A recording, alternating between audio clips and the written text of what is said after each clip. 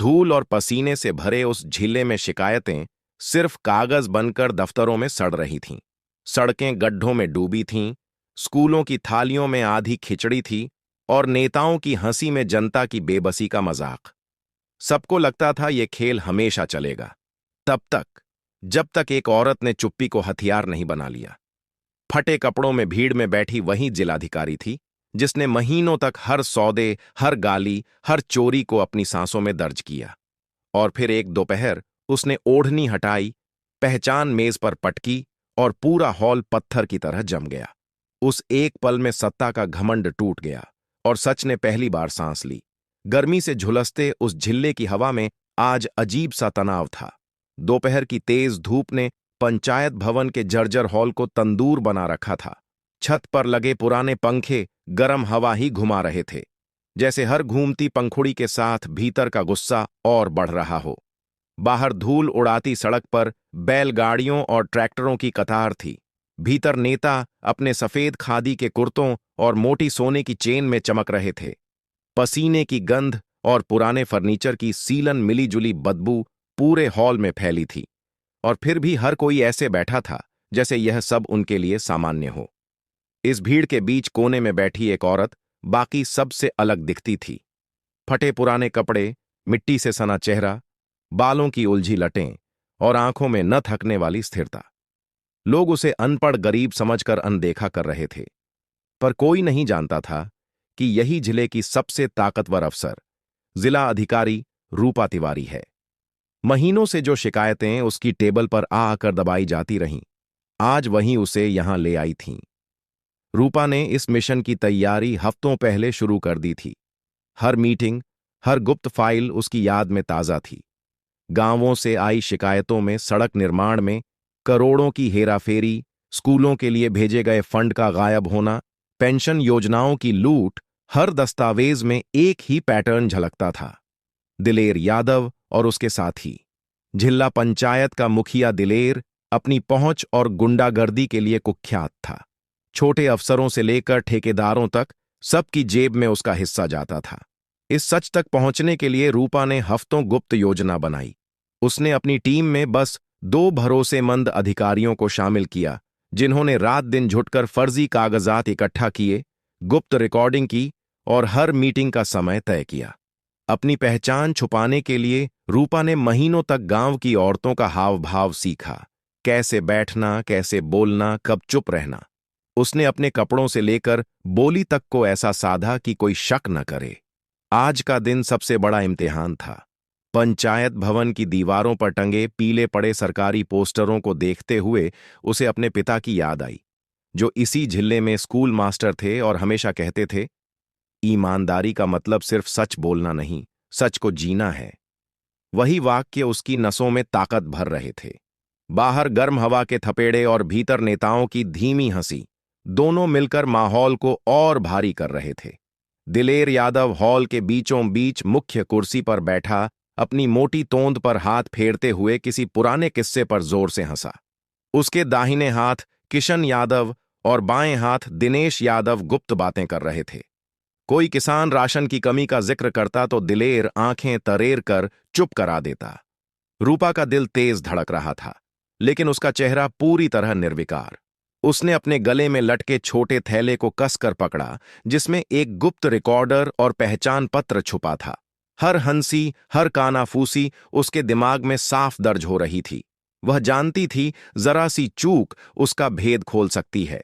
बाहर से आती गाड़ियों के हॉर्न और कभी कभार बजते मोबाइल की रिंगटोन इस तनाव को और बढ़ा रही थी। पिछले हफ्तों की गुप्त मीटिंग्स उसकी आंखों के सामने तैर गईं।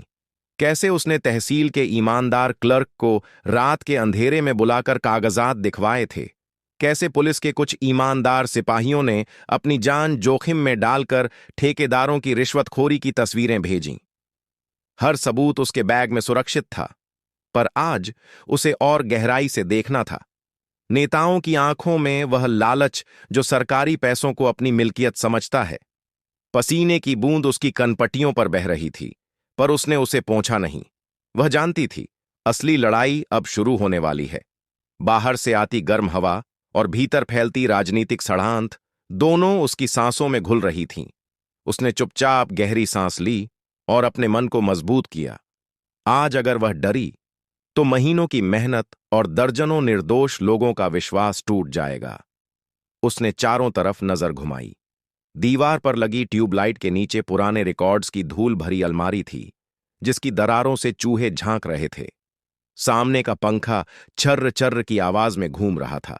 हर आवाज, हर गंध जैसे किसी बड़े तूफान से पहले की चेतावनी थी। रूपा ने अपने भीतर की बेचैनी को एक आखिरी बार काबू में किया। आज इस जर्जर हॉल में सिर्फ एक पंचायत की बैठक नहीं, बल्कि पूरे जिले के भविष्य की बाजी लगने वाली थी। उसने अपनी आंखें बंद कीं। पिता की आवाज फिर गूंज उठी, सच का साथ देने वाले को डरने की जरूरत नहीं। हॉल में अचानक गूंजती दिलेर की हंसी ने उसकी तंद्रा तोड़ी। रूपा ने आंखें खोलीं। उसकी नजर सीधे दिलेर पर टिकी। यह सिर्फ शुरुआत थी, एक ऐसे तूफान की जो पूरे सिस्टम को हिलाकर रख देगा। बैठक का ढंग किसी औपचारिक सभा से ज्यादा एक हुकूमत के शोरूम जैसा था, जैसे शक्ति और लापरवाही को एक साथ नीलाम किया जा रहा हो। दिलेर यादव ने अपनी कुर्सी के हैंडरेस्ट पर हथेली बजाई और हॉल में बैठे 2-3 लड़के तुरंत बोतलों के ढक्कन खोलते, कागजों की फाइलें फैलाते और पास ही रखी एक पुरानी स्टील की ट्रे में चाय के कटोरदान सजाते दौड़ पड़े। पसीने और धूल से सना वह विशाल कमरा धीरे धीरे अपनी असलियत दिखाने लगा। यह कोई सामुदायिक बैठक नहीं थी। यह उन महीनों का हिशेब किताब था जिनमें सरकारी पैसे को किसी खेत की उपज की तरह काटकर अलग अलग बोरियों में भरा गया था। दिलेर का चेहरा पसीने से चमक रहा था, पर उसकी मुस्कान निर्द्वंद्व थी, जैसे उसे अपने कद और किलों पर पूरा भरोसा हो। किशन और दिनेश किनारे की कुर्सियों पर झुककर बैठे थे। उनके बीच कागज की एक डायरी थी। उसी डायरी में वह भाषा लिखी थी जिसे आम लोग घोटाला कहते हैं और जो यहां काम का सिस्टम कहलाती थी। रूपा कोने में अपनी जगह पर ज्यों की त्यों बैठी रही। उसने अपने हाथ को थैले पर से हटाया नहीं, बस उसका अंगूठा थैले के कपड़े में बने सूक्ष्म कटावों को टटोलता रहा। वहीं जहां अंदर की ओर बटन के बराबर जगह पर रिकॉर्डर का छोटा सा स्विच था। उसकी सांसें स्थिर थीं, आंखें नीचे झुकीं, पर कान हर दिशा में चौकस। उसे समझ में आ रहा था कि यह सभा शुरू हो चुकी है। अब हिसाब खुलेंगे और खुलेंगे उसी उन्मत्त निश्चिंतता के साथ जिससे कोई शेर अपने इलाके में दहाड़ता है। भैया, सबसे पहले सड़क का बता दीजिए। किशन ने हल्की खांसी के साथ डायरी खोली। ब्लॉक हरिगंज से लेकर मिर्चैया मोड़ तक 6 किलोमीटर। कागज में 10 लिखे हैं। खर्च दिखाया है 5,58,00,000। साइट पर कुल खर्च मुश्किल से 1 करोड़ भी नहीं गया होगा। उसने पेन से पन्ने पर गोल घेरा बनाया, मानो किसी स्कूल में बच्चों को जोड़ घटाना समझा रहा हो। कमीशन का बांट, कॉन्ट्रैक्टर 30%, ऊपर वालों का फिक्स 15, और जो बचेगा। उसने आंखों ही आंखों में दिलेर की ओर देखा। वह अपना। दिलेर ने दांत दिखाए। ऊपर वालों को मिट्टी पट्टी समय पर जाती रहे। बस सड़क पर गड्ढे कितने हैं, इससे कोई चुनाव नहीं हारता।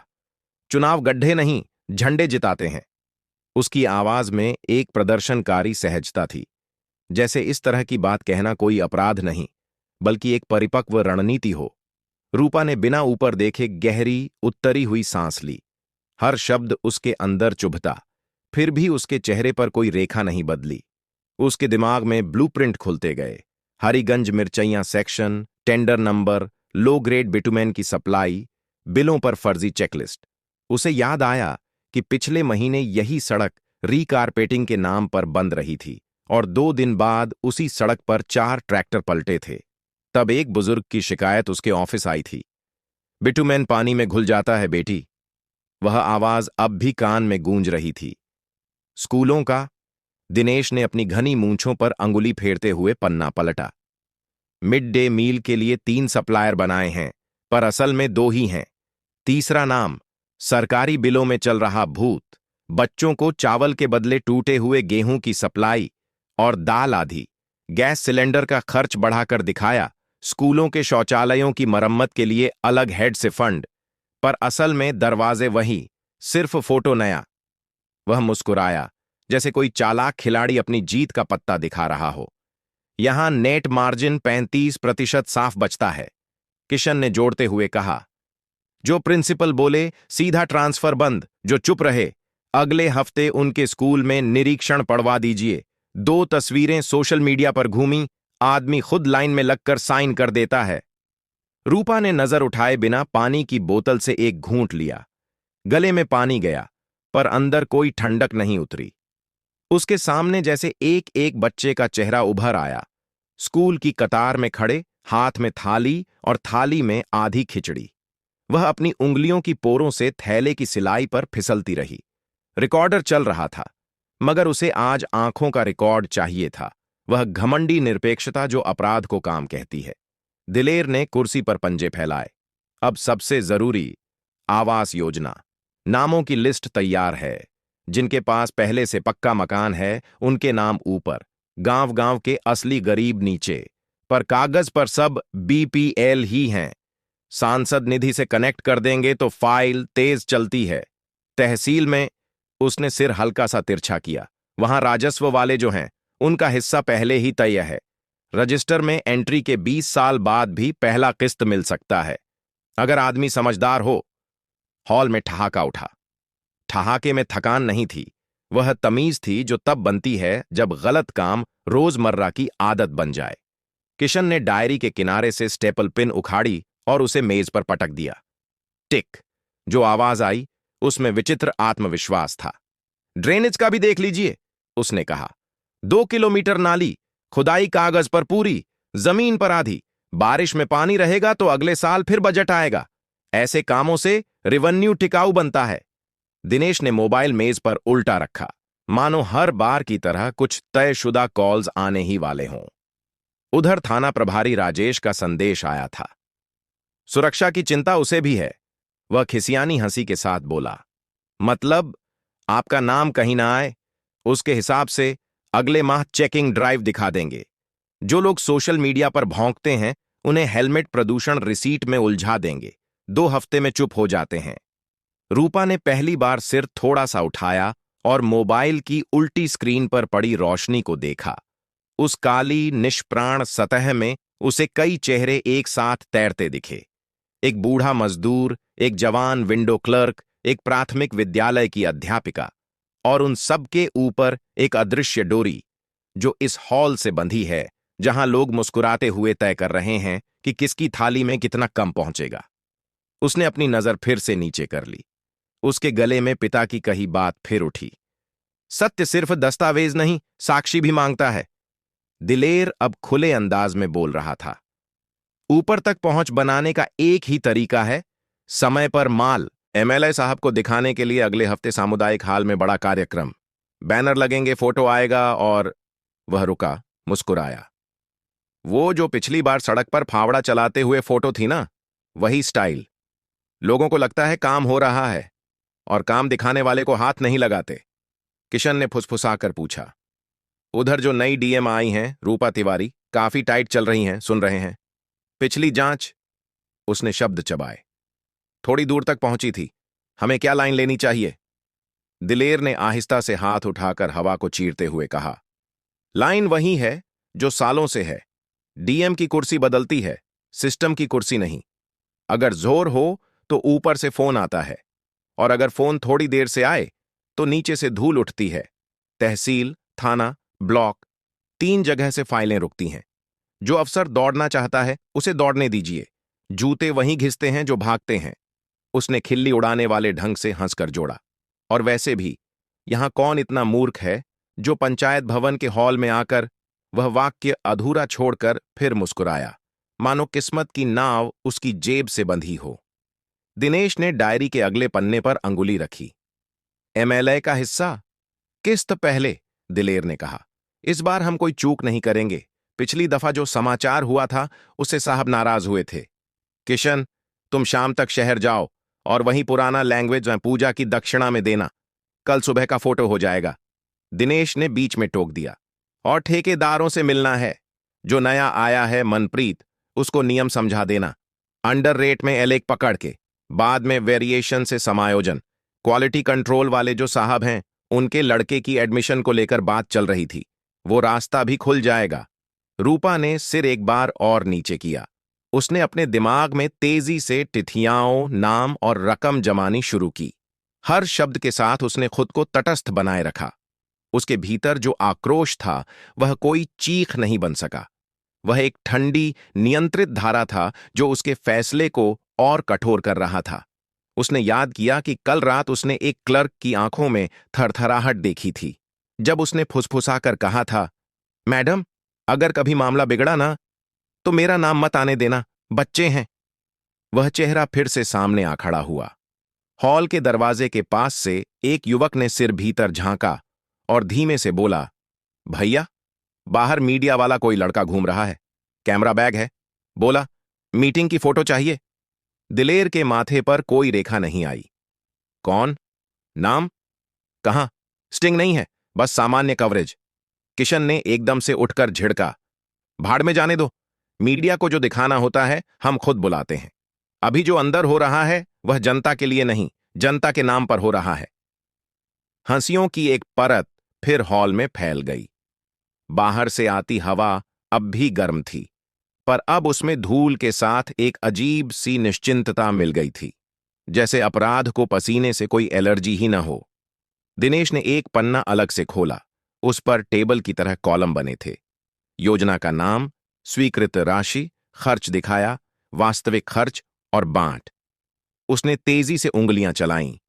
राशन कार्ड रिवीजन, डुप्लीकेट हटाने के लिए अलग बजट, कठपुतली सर्वे। पंचायत से लिस्ट आती है, हम ऊपर भेज देते हैं। असल में जिनके नाम हटाने हैं वे वही हैं जो लाइन में सबसे अंत में खड़े रहते हैं। बोलने के लिए उनके पास न वकील है न ट्विटर। रूपा के कानों में जैसे किसी और कमरे की आवाज आ गई। वहां एक बूढ़ी औरत अपनी झुकी हुई कमर के साथ कह रही है, बहू के बच्चे को दूध देना है, कार्ड में नाम नहीं जुड़ा। वह आवाज इतनी साफ थी कि उसे खुद पर काबू रखना पड़ा। उसने अपने पसीने से तर हथेलियों को थैले की खुरदुरी सतह पर धीरे धीरे रगड़ा। हर रगड़ उसे याद दिलाती रही कि वह यहां एक किरदार बजा रही है। असली हस्ताक्षर बाद में होंगे, कार्रवाई के कागज पर।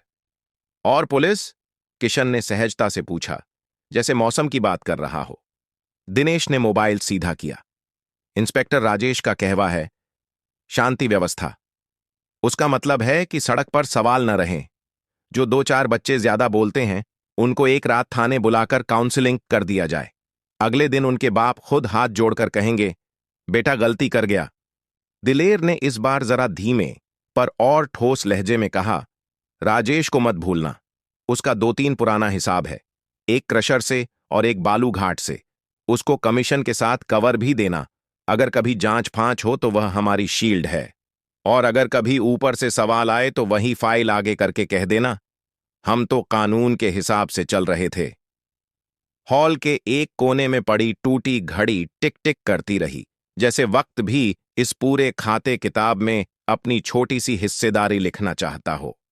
बाहर से किसी वाहन के ब्रेक की चीखती आवाज आई और फिर थम गई।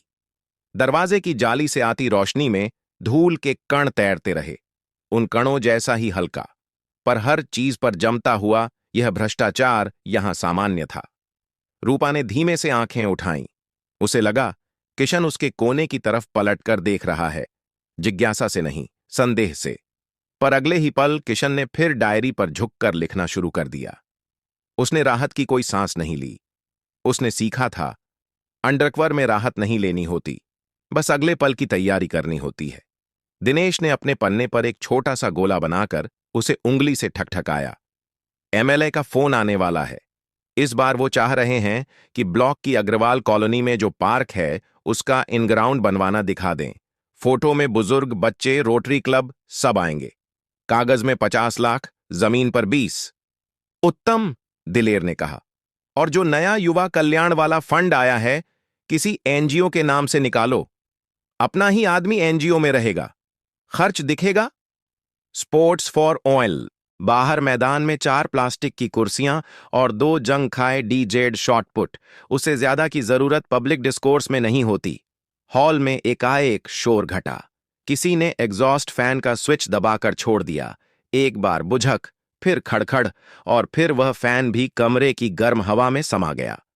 उस एक क्षण में जो स्थिरता थी उसमें रूपा ने सबकी शारीरिक भाषा पढ़ी।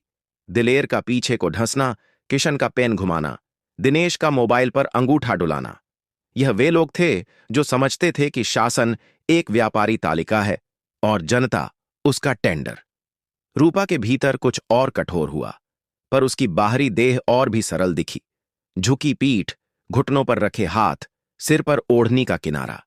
उसने अपने मन में तय किया, आज जितना सुनेगी उतना ही सबूत मजबूत होगा। कभी कभी सत्य को पकड़ने के लिए उसे अपराध के पूरे गीत को सुनना पड़ता है। आधी धुन अदालत में नहीं बजती। उसकी आंखों के सामने अचानक अतीत का एक क्षण चमका। वह दिन जब उसने पदभार संभाला था और किसी ने मिठाई का डिब्बा भेजा था जिसमें नाम नहीं था, पर अंदर एक कागज की पर्ची थी। मैडम, स्वागत है। जिलों को चलाने के कुछ तरीके होते हैं। उसने वही मिठाई बच्चों के आश्रय गृह भिजवा दी थी, पर वह पर्ची उसकी फाइल में आज तक दबा कर रखी थी, याद दिलाने के लिए कि इस खेल में नियम उन लोगों ने लिखे हैं जिनके पास कलम और कागज दोनों हैं।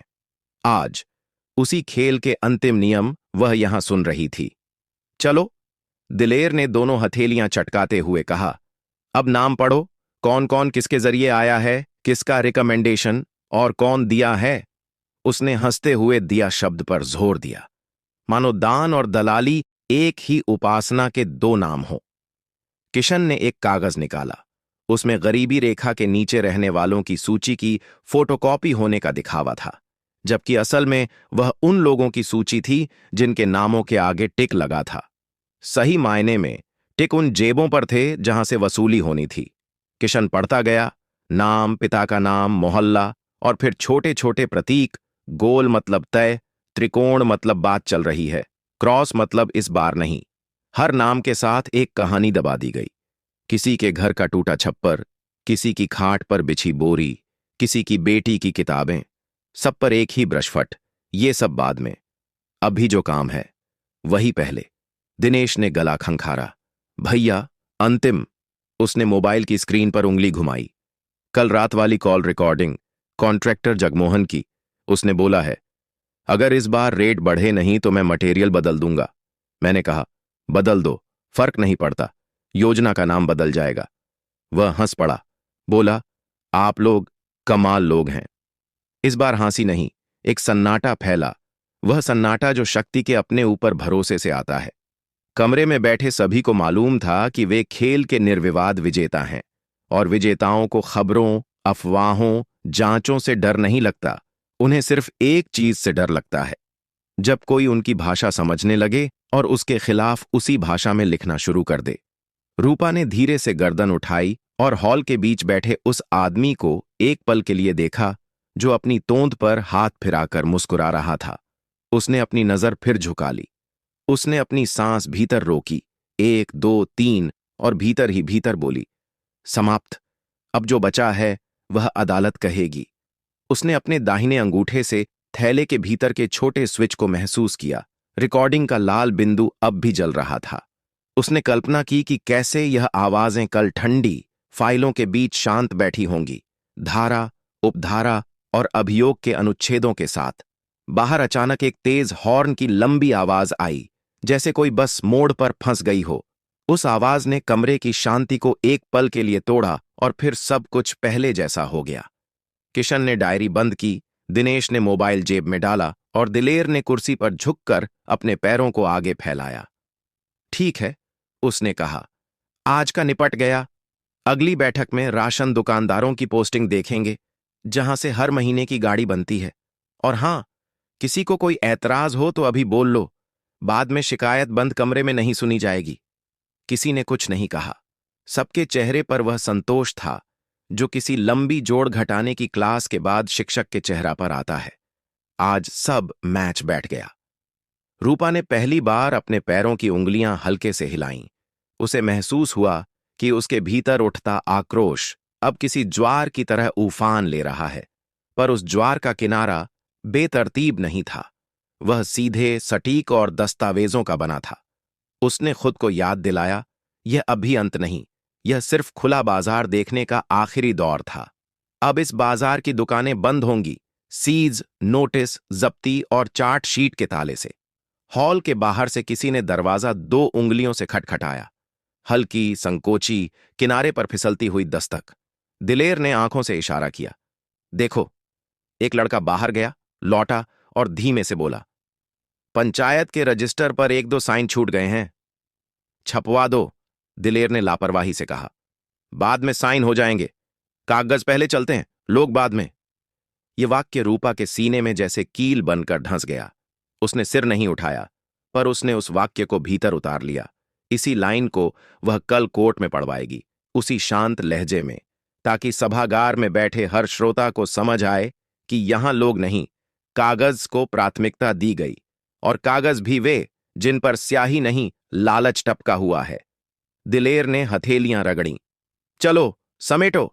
शाम को ब्लॉक ऑफिस में छोटी मीटिंग है, वहां टेस्टिंग रिपोर्ट साइन करवा लेंगे। डेमो के लिए एक ट्रक बजरी मंगा लो, फोटो में अच्छा लगता है। और जो भी लाइन है, आज जो तय हुआ है, उसका एक रफ किशन मुझे अभी दे दे। रात में ऊपर भेजना है, ताकि सुबह का सूरज अपने साथ आशीर्वाद लेकर आए। किशन ने डायरी मोड़ी, कागज निकाले और अपनी पतली उंगलियों से उन्हें क्रम में लगाने लगा। दिनेश ने दरवाजा आधा खोल दिया। बाहर की तेज धूप एक चाकू की तरह हॉल के फर्श पर लंबी रेखा बनाती चली गई। कमरे के भीतर धूल के कण उस रोशनी में नाचते रहे, जैसे इस नृत्य में उन्हें भी आमंत्रण मिला हो। रूपा ने उन कणों को देखा, हल्के, छोटे, तैरते हुए, पर अगर हवा का एक तेज झोंका आए तो सब एक तरफ उड़ जाएंगे। वह झोंका अब दूर नहीं था। उसने छलके हुए गिलास की ओर देखा। मेज के कोने पर चाय की पतली धार जमकर पपड़ी बन गई थी। वह पपड़ी उस सच्चाई की तरह थी जो समय के साथ सख्त हो जाती है और जिसे हटाने के लिए एक सधा हुआ नाखून चाहिए, न तेजी न गुस्सा, बस स्थिरता। उसने अपने भीतर उसी स्थिरता को पकड़ा और मन ही मन बोली, अब बस एक मोड़ और। हॉल के बीचों बीच बैठे आदमी ने अपना रुमाल निकाला और चेहरे पर ठोंका। गर्मी है, वह बोला, पर आदत है। उसने यह ऐसे कहा जैसे गर्मी कोई मौसम न हो, एक व्यवस्था हो जिसकी आदत डाल लेनी चाहिए। और उसी पल रूपा ने तय कर लिया कि अब किसी को यह आदत नहीं रहने दी जाएगी, न इस गर्म हवा की, न इस सड़ांध की, न इस खुले बाजार की। मीटिंग का शोर समेट दिया गया, पर शब्द हवा में तैरते रहे, किसी अदृश्य टेप पर दर्ज, किसी अदृश्य अदालत में प्रस्तुत होने के लिए तैयार। रूपा ने अपनी ओढ़नी को जरा सा कसकर सिर पर खींचा, अपनी चप्पलों की पट्टी को अंगूठे से रोका और अपनी नजरें फिर नीचे कर लीं।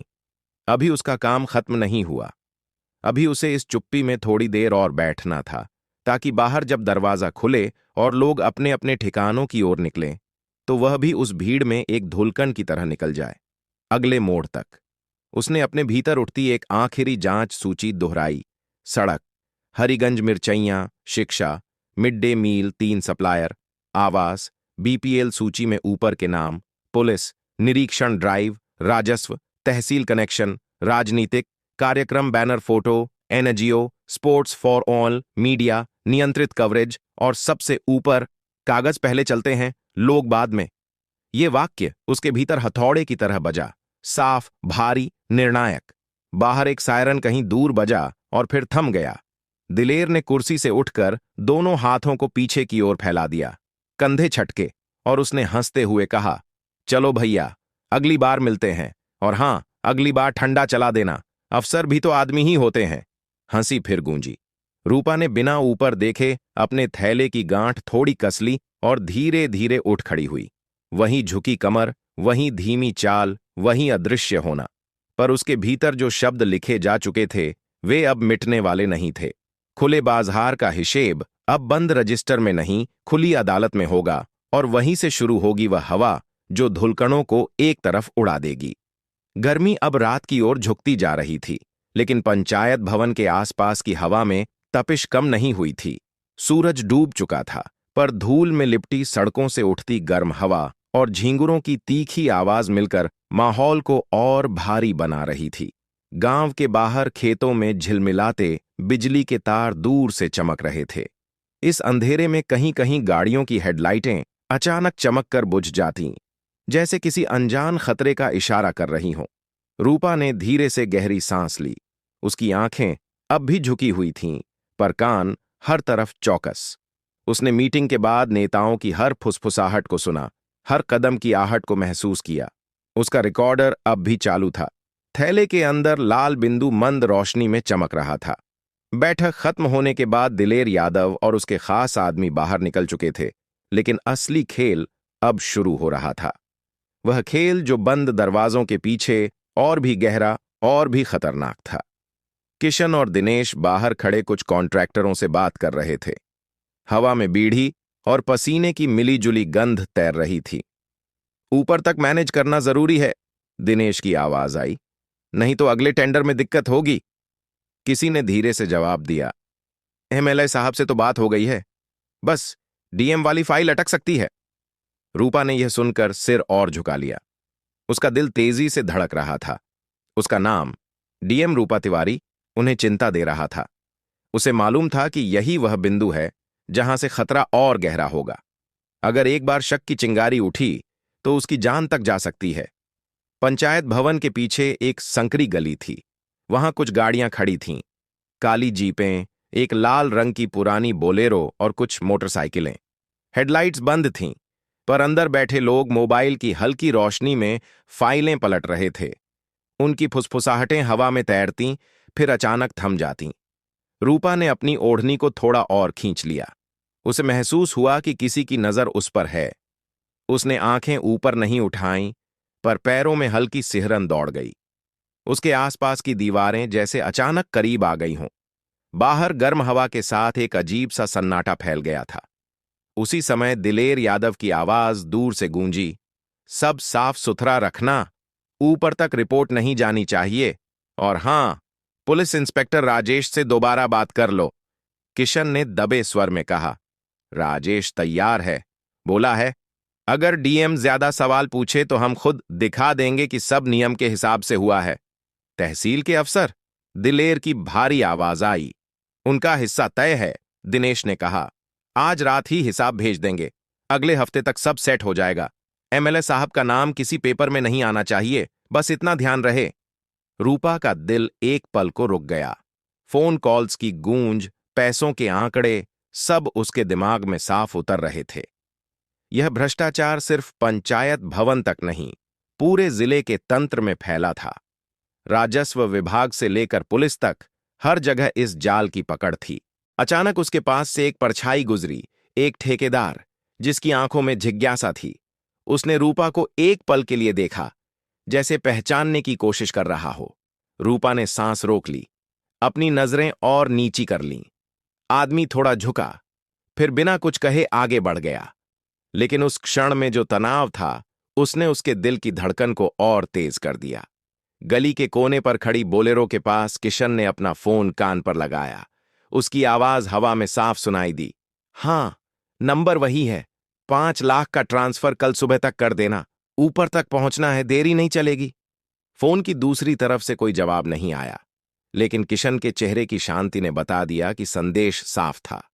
रूपा ने अपनी सांस को काबू में रखने की कोशिश की। उसका मन कह रहा था कि अब यहां से निकल जाना चाहिए, लेकिन दिमाग जानता था कि अभी बहुत कुछ बाकी है।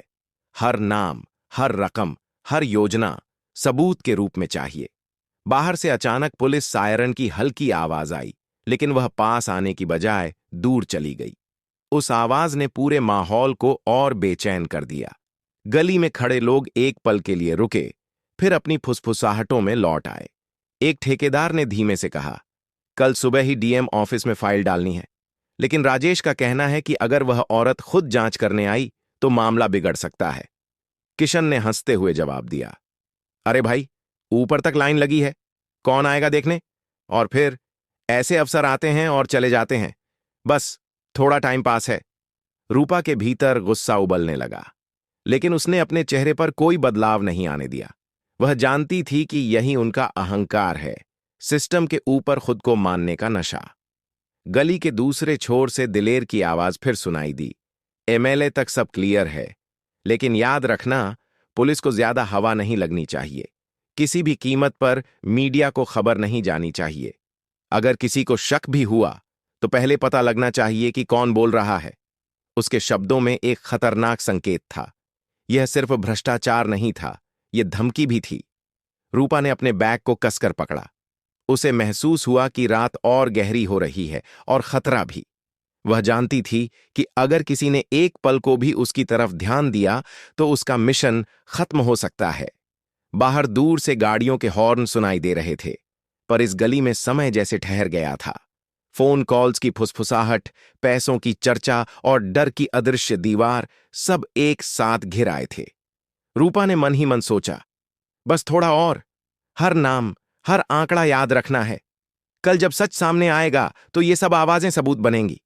लेकिन उसी क्षण उसे किसी की तेज नजर अपने ऊपर महसूस हुई। उसने सिर और झुका लिया।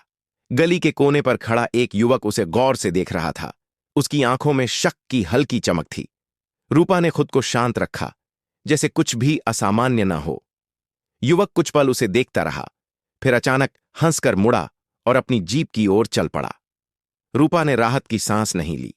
वह जानती थी कि असली खतरा अब शुरू हुआ है। रात का यह हिस्सा सिर्फ जाल की गहराई दिखा रहा था। असली तूफान तब आएगा जब वह इस जाल को सबके सामने फाड़ेगी। उसने धीरे से अपनी ओढ़नी को ठीक किया और भीड़ में घुलने के लिए कदम बढ़ाया। उसकी आंखों में अब सिर्फ एक ही चीज थी, संकल्प।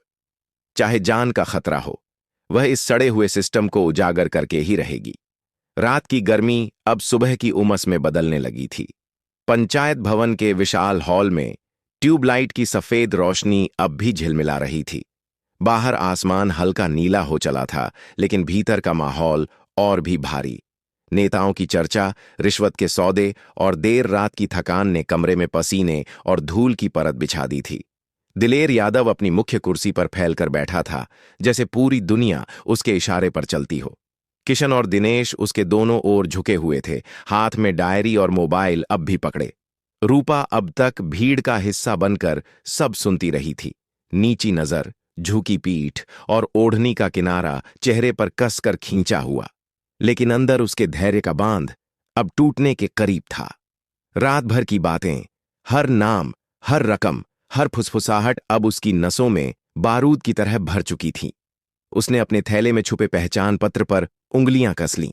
बाहर गाड़ियों के हॉर्न और सुबह की चिड़ियों की चहचहाहट के बीच उसका दिल अब और जोर से धड़कने लगा। दिलेर ने अपने आदमी को इशारा करते हुए कहा, सबकी लिस्ट तैयार कर लो। जो बाहर मीडिया वाले खड़े हैं, उन्हें कह दो कि पंचायत की मीटिंग में गांव की तरक्की पर चर्चा हुई। बस इतना ही लिखें, बाकी का काम हम जानते हैं। उसकी आवाज में वही पुराना घमंड था, वही विश्वास कि उसकी दुनिया को कोई छू नहीं सकता। इसी पल रूपा ने धीरे धीरे खड़ा होना शुरू किया।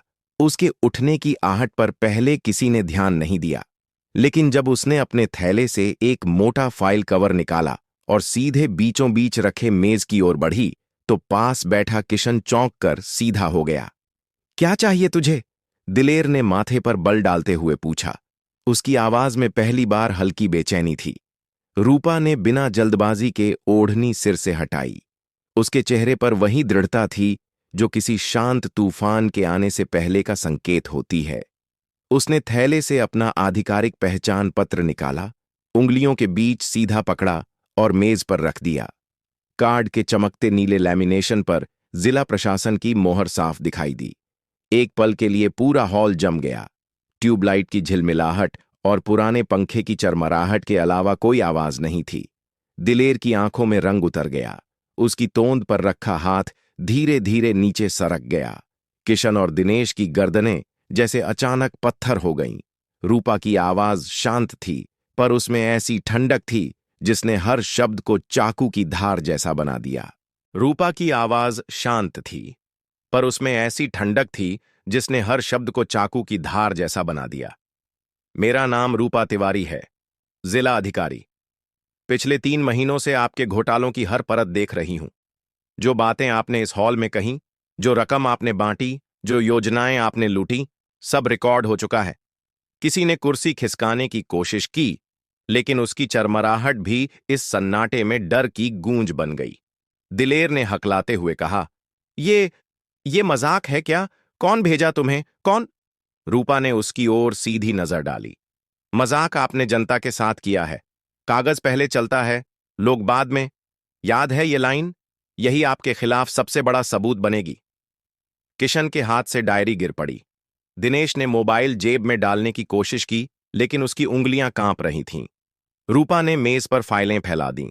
फोटो, नकली बिल, रिकॉर्डिंग की ट्रांसक्रिप्ट। सड़क निर्माण, स्कूल का राशन, आवास योजना, पुलिस सुरक्षा, हर फाइल में आपका नाम है, आपकी आवाज, आपके हस्ताक्षर, आपके आदमी। और ये, उसने थैले से एक छोटा रिकॉर्डर निकाला और लाल बटन दिखाया। पिछली रात की हर बात यहां दर्ज है। दिलेर के चेहरे का रंग राख जैसा हो गया। उसने एक पल को किशन और दिनेश की तरफ देखा, जैसे कोई रास्ता ढूंढ रहा हो, लेकिन दोनों की आंखों में वही डर था जो एक गिरते साम्राज्य को देखकर आता है। बाहर अचानक पुलिस सायरन गूंजा। लाल बत्तियों वाली 3 गाड़ियां गली में आकर रुकीं। उनके ब्रेक की तेज चीख और सायरन की गूंज ने पूरे हॉल को हिला दिया। दरवाजे के पास खड़े 2 सिपाही अंदर दाखिल हुए। उनके पीछे इंस्पेक्टर राजेश था, वही जिसका नाम रिश्वतखोरी में बार बार लिया गया था। रूपा की नजर सीधे राजेश पर पड़ी। उसकी आवाज में वही स्थिरता थी। इंस्पेक्टर, आदेश है, इन सभी को हिरासत में लिया जाए, पंचायत भवन को सील किया जाए, हर दस्तावेज जब्त किया जाए। राजेश एक पल को हिचकिचाया।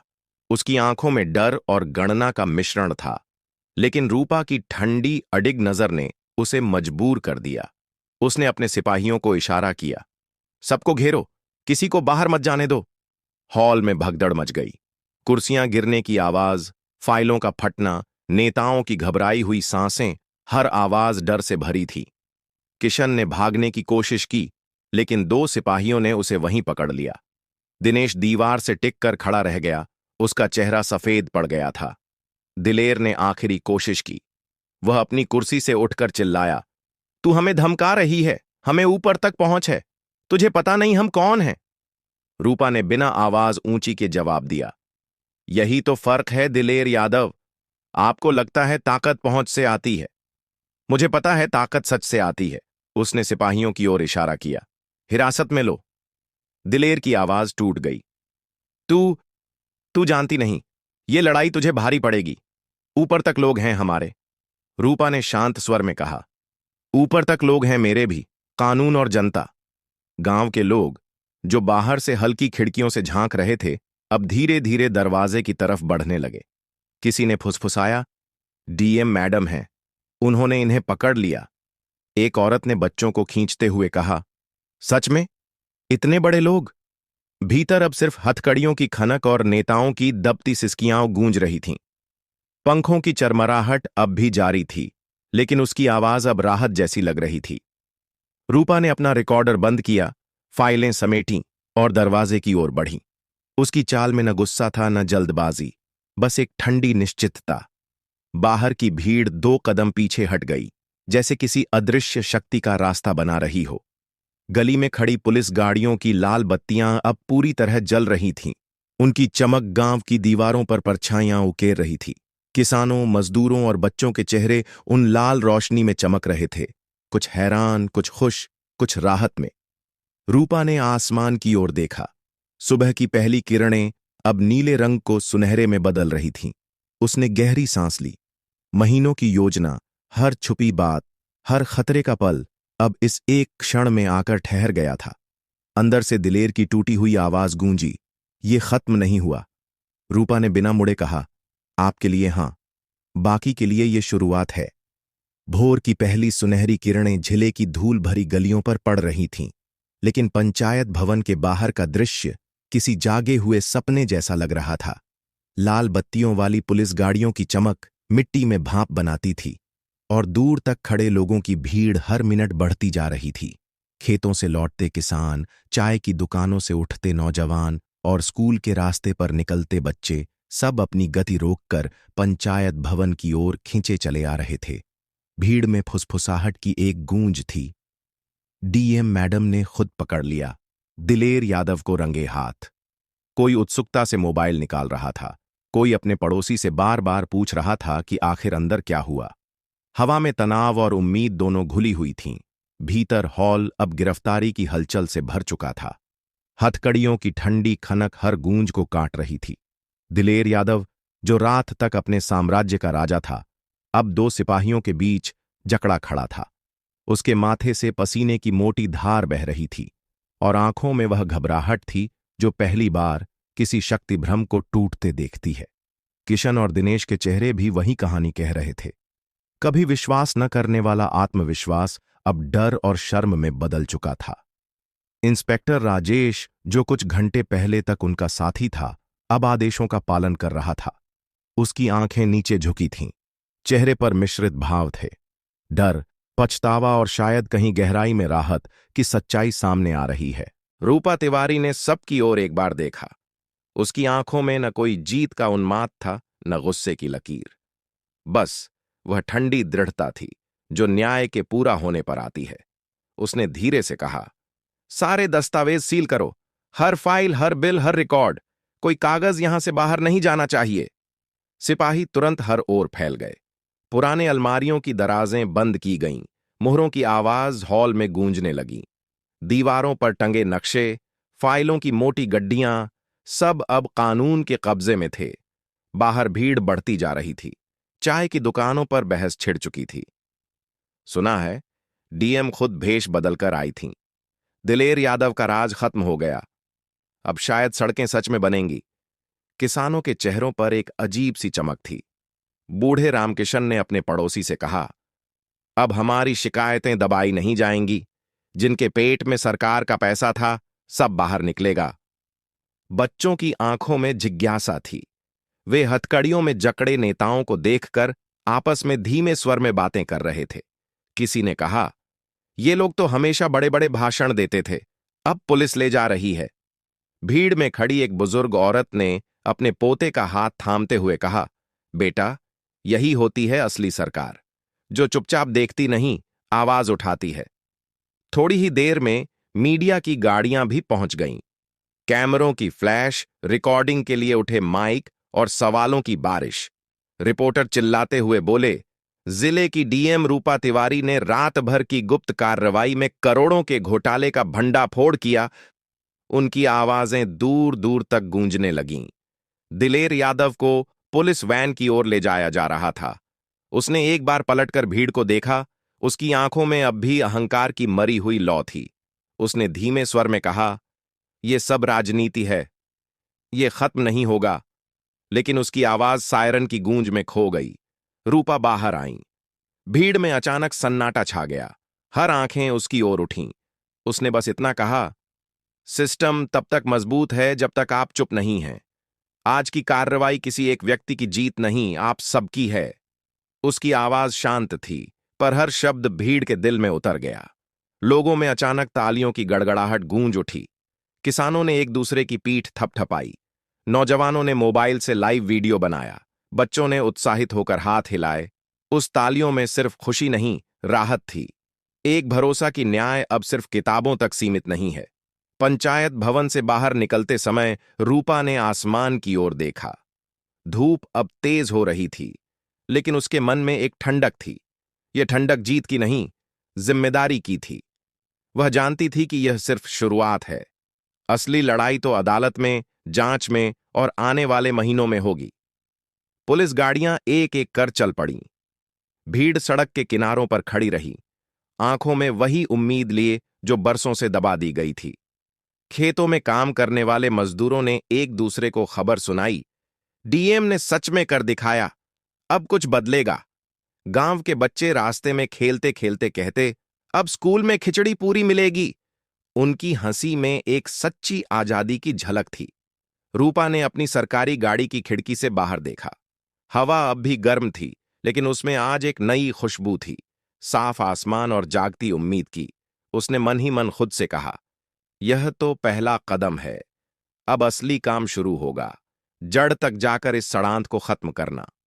रात के उस निर्णायक पल के बाद जब पुलिस की गाड़ियां पंचायत भवन से मुड़ीं, तो पूरे जिले ने मानो एक साथ सांस छोड़ी। पर असल लड़ाई तो अगले दिन से शुरू हुई। सुबह अभी धूप में बदल ही रही थी कि विशेष जांच दल के अधिकारी फिर उसी जर्जर हॉल में लौटे। लकड़ी की पुरानी अलमारियों से धूल झड़ी, रजिस्टरों के टांके चटक कर खुले और मोहरों की स्याही नए कागजों पर ठंडी पड़ती गई। एक एक फाइल की चेन ऑफ कस्टडी लिखी गई। किसने कब किससे ली, किस मुहर के नीचे बंद हुई, किस लिफाफे में सील हुई, ताकि कल कोई वकील यह न कह सके कि कागज रास्ते में बदल दिए गए। जिन कागजों पर वर्षों से सिर्फ हस्ताक्षर जुड़ते रहे थे, पहली बार उन्हीं कागजों पर सच लिखा जा रहा था। तारीखें, रकम, हस्ताक्षर और वह अदृश्य दबाव जिसकी वजह से कलमें कांपी थीं। रूपा ने दूर खड़ी होकर सब देखा।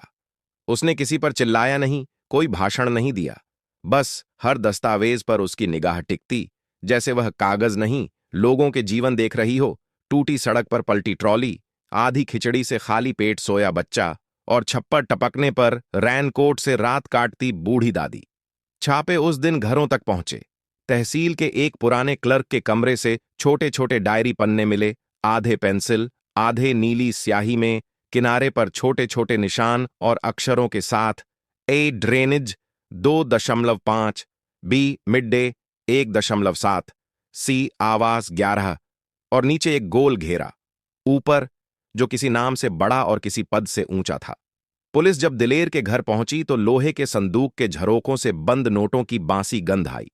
पुराने अखबारों में लिपटे सोने के बिस्कुट, नकली एनजीओ के लेटर हेड, ठेकेदारों के साथ साइन किए गए एमओयू जिनमें शर्तें ऐसी लिखी थीं जैसे विकास काम नहीं, किसी निजी गोदाम से सामान उठ रहा हो, सब बाहर आया। किशन के कमरे की मेज की दरार में एक पेन ड्राइव फंसी मिली।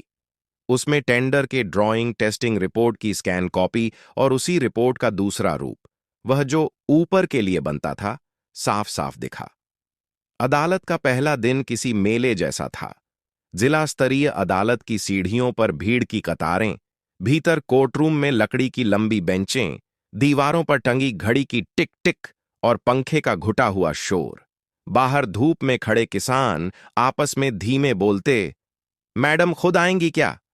भीतर पत्रकार अपनी जगहें साध रहे थे। कोर्टरूम में जिसका तस माहौल बना जब अभियोजन ने पहला सबूत दाखिल किया, ऑडियो रिकॉर्डिंग की प्रमाणित कॉपी। जब स्पीकर पर वह ठंडी आवाज गूंजी, कागज पहले चलते हैं, लोग बाद में, तो जैसे किसी ने कमरे की हवा बदल दी।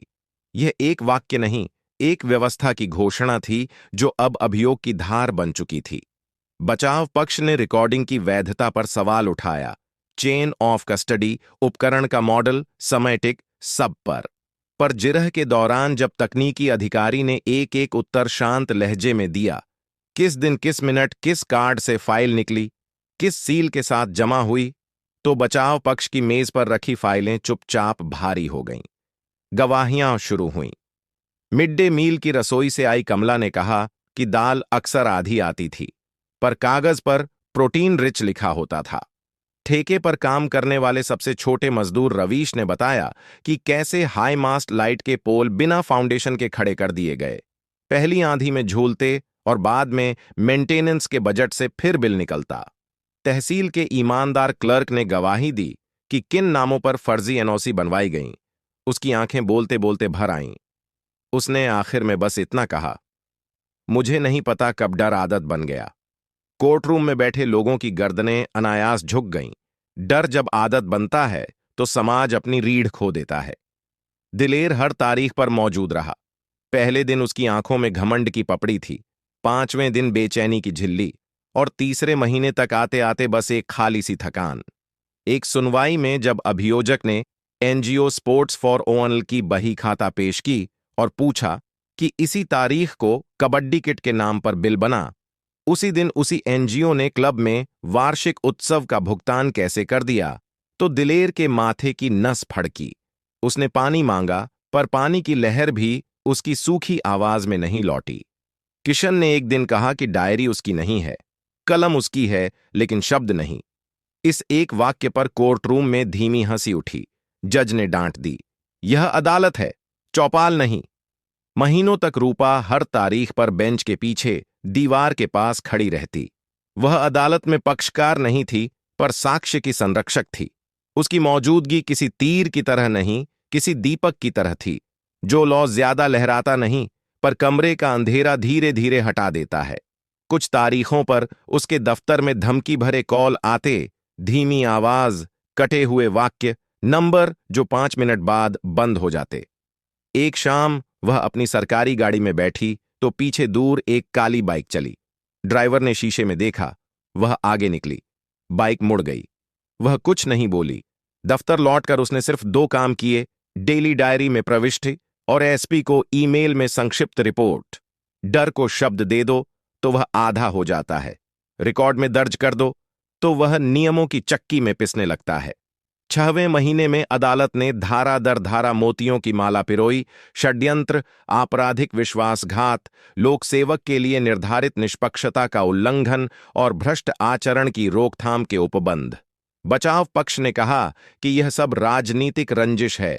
अभियोजन ने बैंक स्टेटमेंट पर उंगलियां रखकर तारीखें पढ़ीं। यहां 5 लाख, उसी शाम यह एनजीओ अकाउंट, अगले दिन टेस्टिंग पास सर्टिफिकेट, 3 कदमों में पूरा चक्र।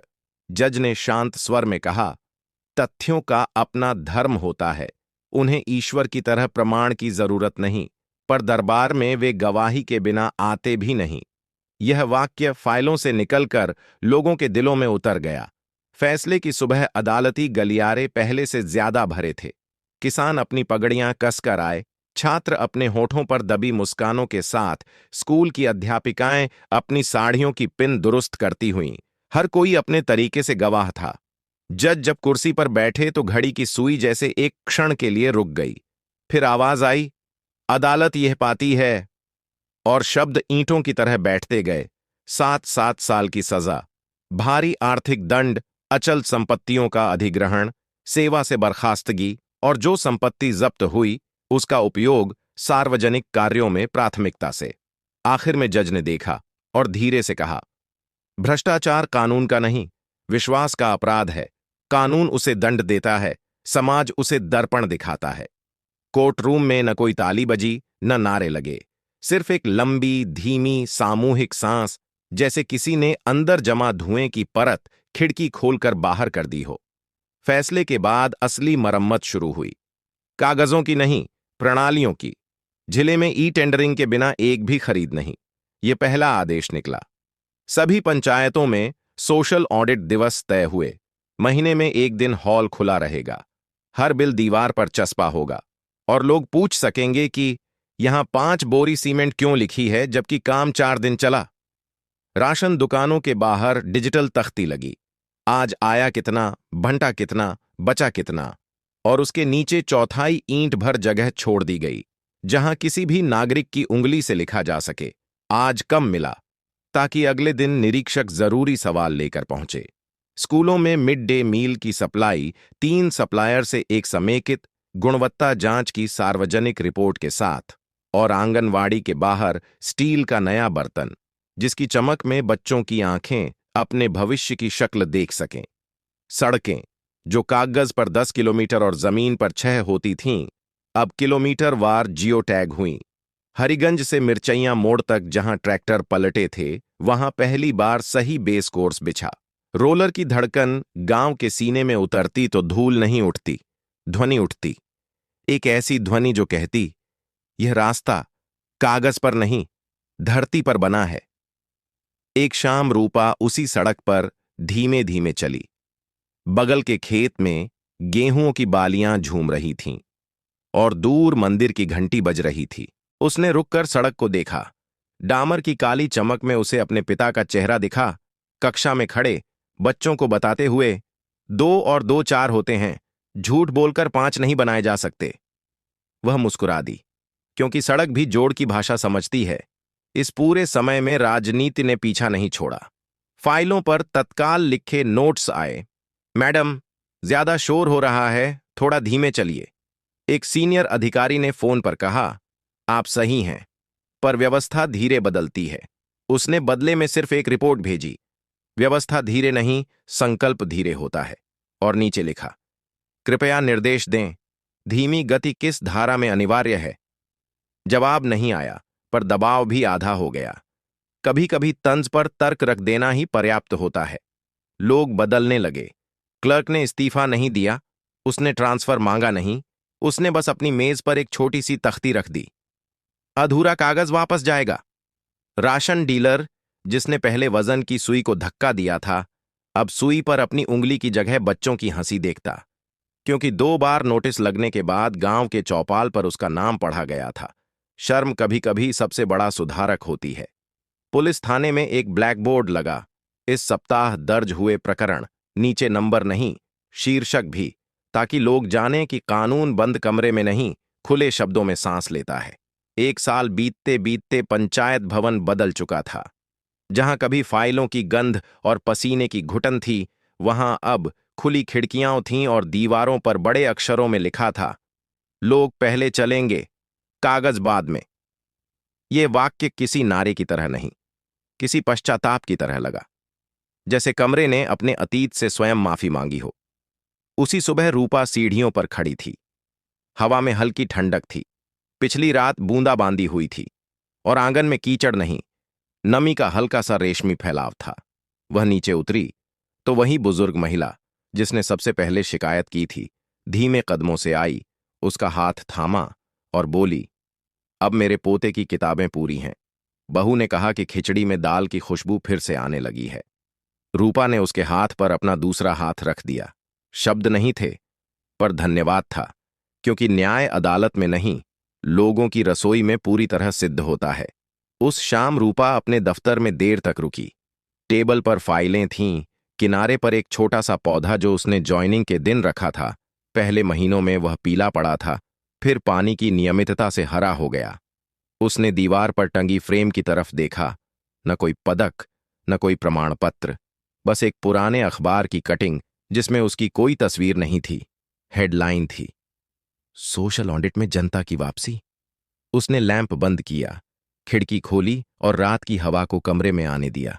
उसे अपने पिता के शब्द फिर सुनाई दिए, सच बोलने की हिम्मत नहीं, सच जीने की आदत बना लो।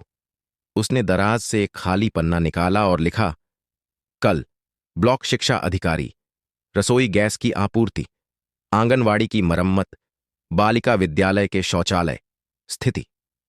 ये सूची किसी अफसर की नहीं, किसी नागरिक की प्रतीत होती थी, और शायद यही अंतर था जो धीरे धीरे झिल्ले का चेहरा बदल रहा था।